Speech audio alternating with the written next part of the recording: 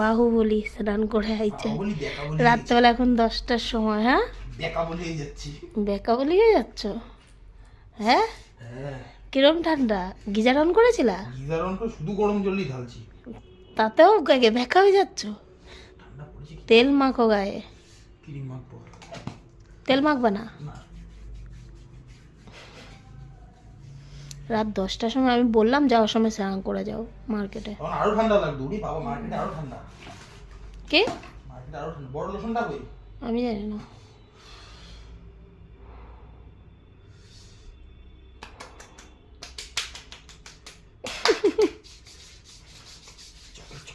তোমার মতন বড় লোক আছে নাকি ক্রিম মাখো গায়ে? আমরা ভাই গরিব মানুষ, তেল মাখি। মামার্থের মামা কি? হুম। কি রে?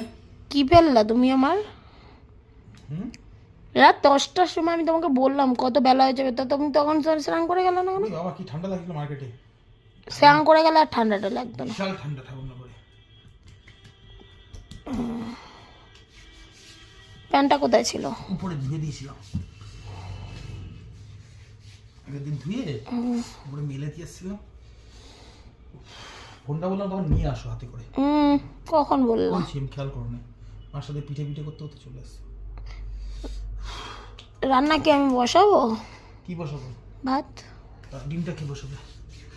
ডিম আনতে হবে? আনবো না, খাবো কি দিয়ে?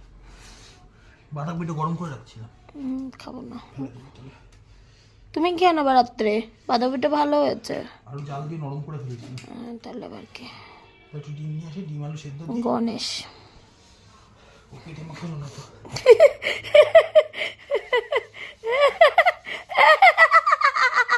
বেশি বেশি খেতে পারবা, ভালো করে মাখো। হ্যাঁ হ্যাঁ, একটু দিয়ে দেবা? পিঠে। হ্যাঁ দেবো তো। হাত পাতো।